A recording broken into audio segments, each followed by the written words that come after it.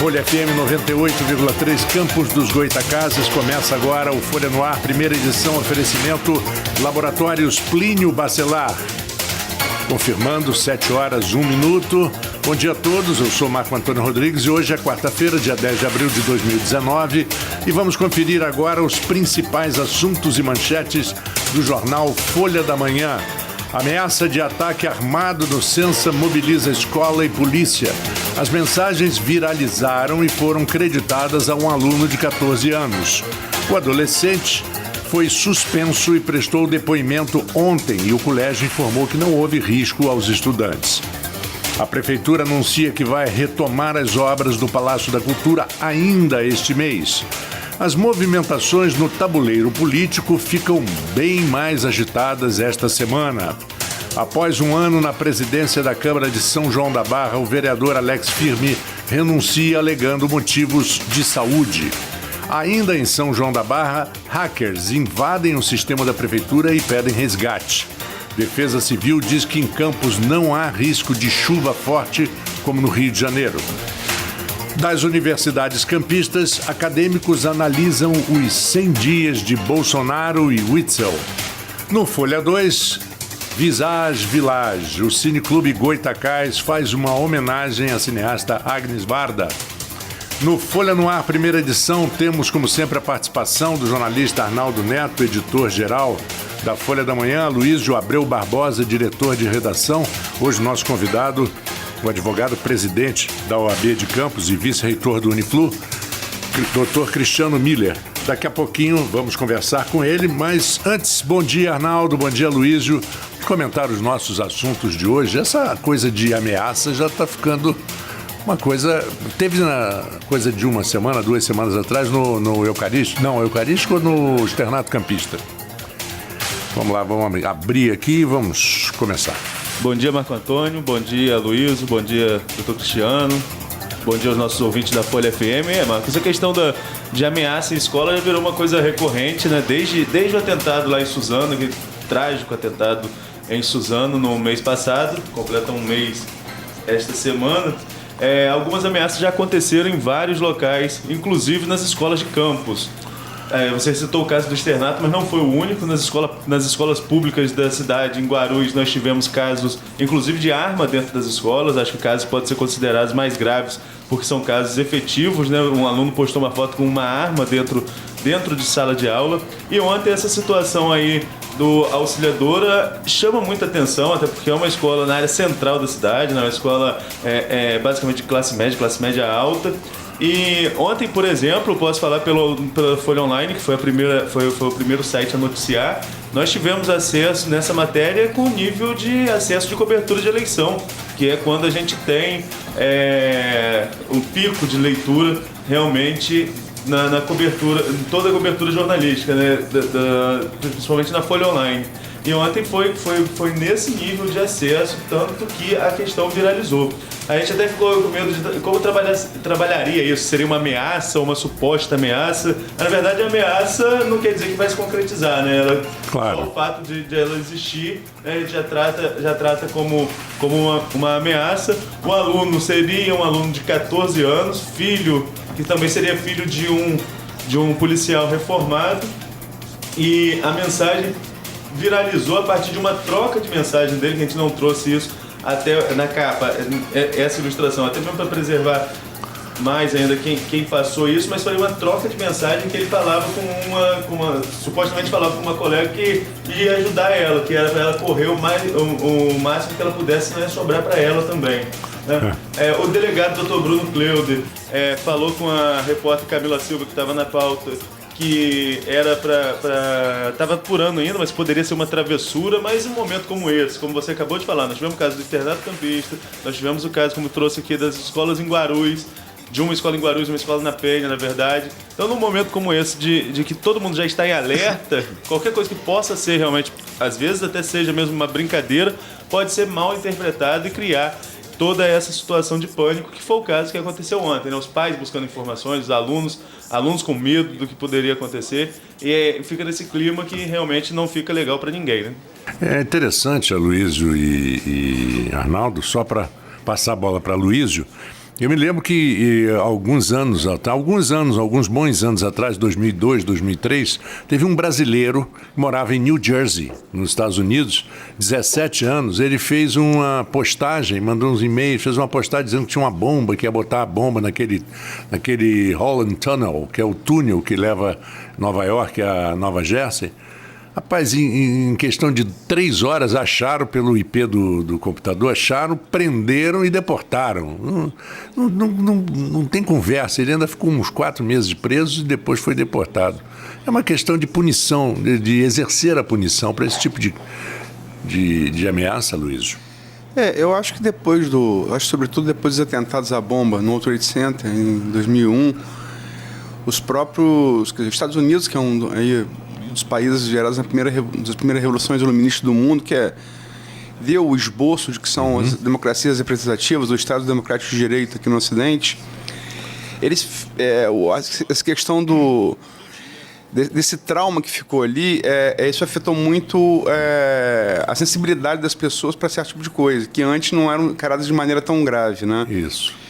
Fica muito difícil hoje, com essa série de atentados, também começou nos Estados Unidos, na Columbine, nos anos 2000, início dos anos 2000 também, e depois em várias outras escolas, porque lá o acesso a armas é muito fácil, quer dizer, de acordo com os estados, né? Em Nova York, por exemplo, é difícil você ter uma arma. Nova York é muito difícil. No Texas você pode ter uma Brown .50 que derruba avião, né? Então varia muito de estado para estado. Mas hoje é muito difícil você diferenciar o que é uma brincadeira do que é uma coisa séria. E até porque você vendo esses casos aí, que você vê que entre os próprios adolescentes e jovens que praticam esses atentados, também às vezes é difícil você definir a linha que passa de uma brincadeira para uma coisa mais séria, né?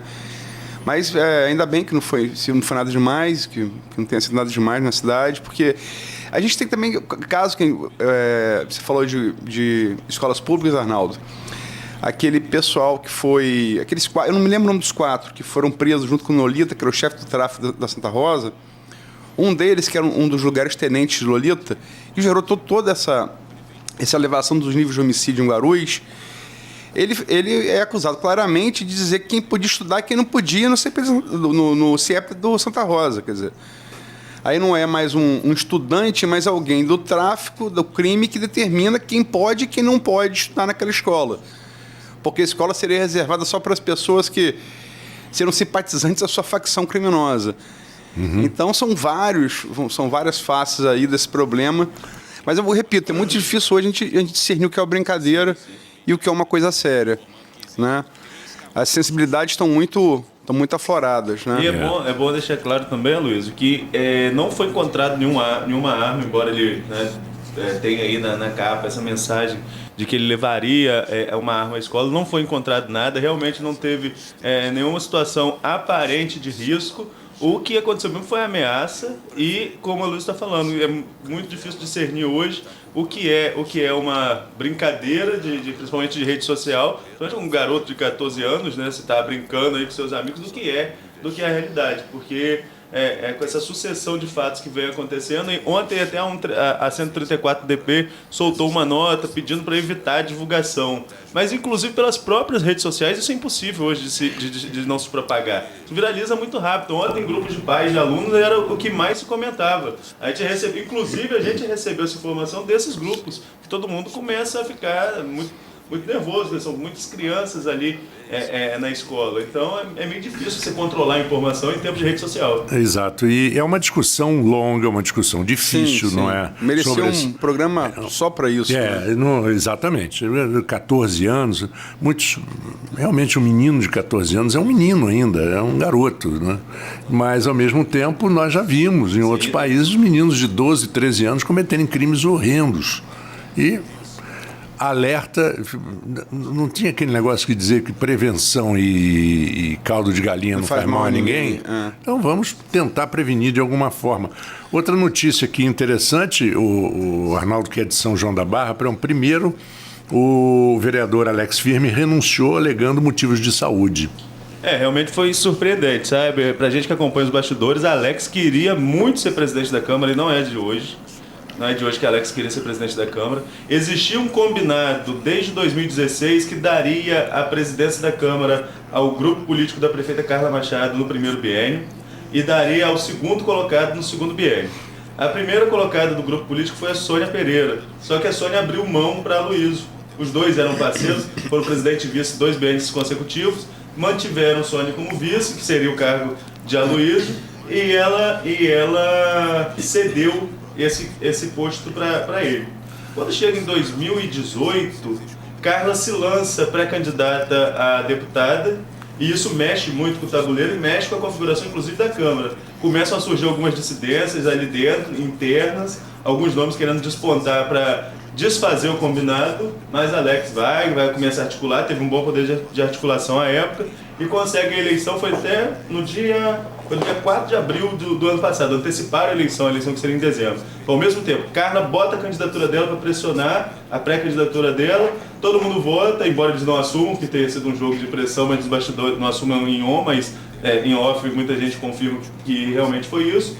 E Alex consegue a eleição da mesa. Me deu uma entrevista recente para a Folha, em janeiro e fevereiro, agora me falha a memória exata, mas foi no começo do ano, falando das suas medidas, quais seriam as suas medidas, mas passa por um problema de saúde, está em tratamento de saúde, não chegou a presidir muitas sessões, já no dia 12 de março sai de licença médica por 15 dias, renova essa licença por mais 10 dias e ontem, surpreendendo, foi uma coisa que chegou, teve uma reunião entre os vereadores às 9, a sessão foi 9h30, eu fiquei sabendo no momento em que ele subia as escadas para a sessão, foi um negócio assim, foi muito rápido.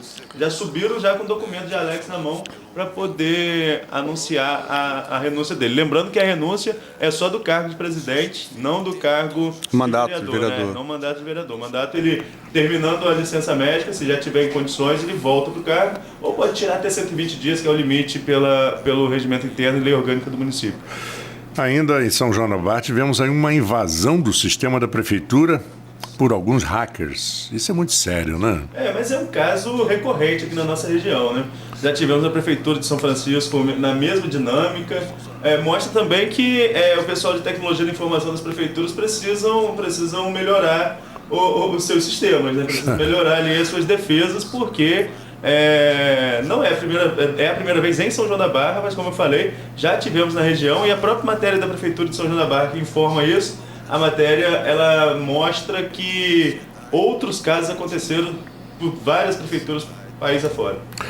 Aloysio, no Folha 2, uma matéria muito interessante sobre o Visage Village. E você que é um apreciador de cinema, e você é um dos fundadores do Cineclube Goitacás, não é isso? Goitacá. Do Goitacá.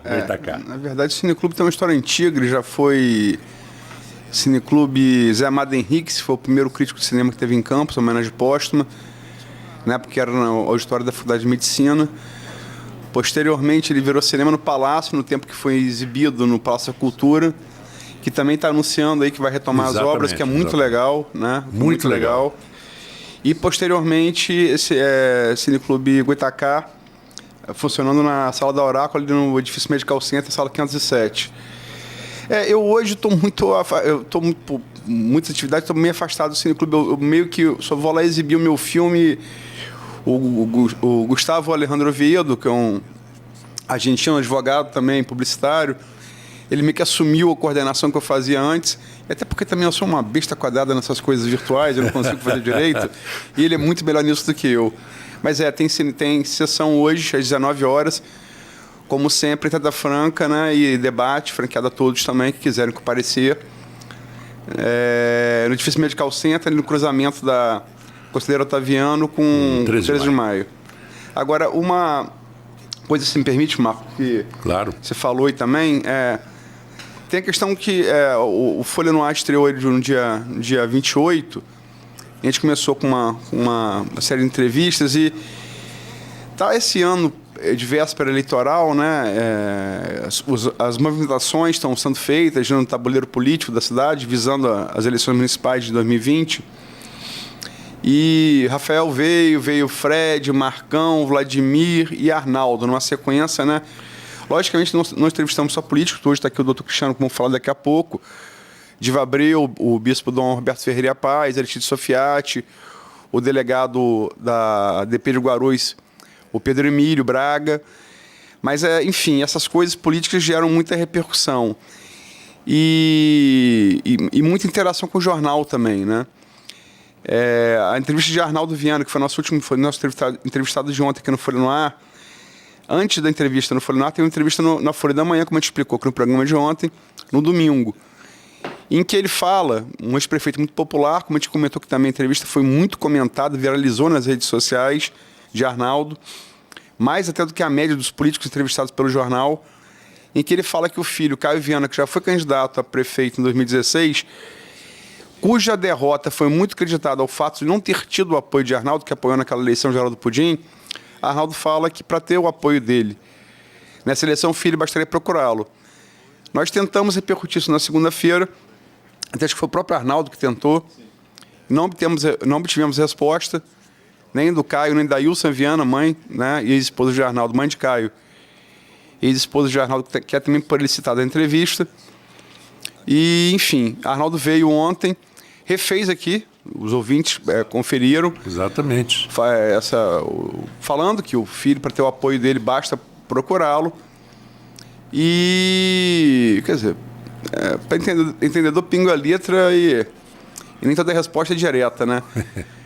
Caio, ao que parece, pelo menos até onde se saiba, não procurou e publica depois, horas depois do programa aqui, uma foto com o Rodrigo Bacelar. A foto também teve como a entrevista do pai, também teve uma boa citação. Eu vi nas redes sociais, viralizou também a foto. Então, quer dizer, o pai oferece apoio e ele não responde, posta foto com o Rodrigo. Quer dizer, tudo isso me parece ser essa movimentação que você tem que saber ler, você tem que saber interpretar. É um tabuleiro que a gente ainda não detectou se é de xadrez ou de dama. Não, é de xadrez. De xadrez, é mais complicado. É de xadrez, é bem mais complicado. Bem mais complicado, mas enfim, é isso, movimentando aqui a política da cidade aqui a partir do Folha no Ar. Bom. E as respostas, mesmo quando não são dadas, são. São, né? É verdade. Essas são as mais contundentes, às vezes. É verdade. São 7h18, nós vamos a um pequeno intervalo, voltamos dentro de instantes com o Folha no Ar, primeira edição, oferecimento Laboratório Plínio Bacelar, e a gente volta com o papo com o advogado Cristiano Miller. Daqui a pouquinho, logo após o intervalo. Folha FM.